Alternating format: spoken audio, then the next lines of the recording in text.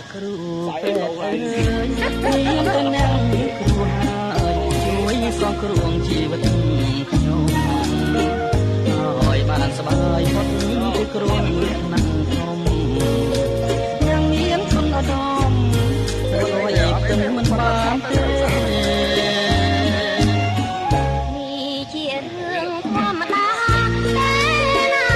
លោកអើយលោកគួរឲ្យយើងស្មើចិនដា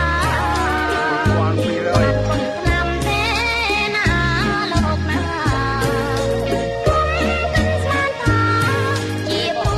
ខ្ញុំអីចូលបានទៅវីដេអូណានេះចានម៉ែខ្លួនណាស់ហើយពីដួងរទេសំផងមានជួយឲ្យខ្ញុំជាព្រមទាំងថ្នាំពេទ្យទៀតផងណាថ្លៃខ្ញុំសប្បាយហើយពីរោគីសូមលាសន្តាហើយអូអ្នកគ្រូ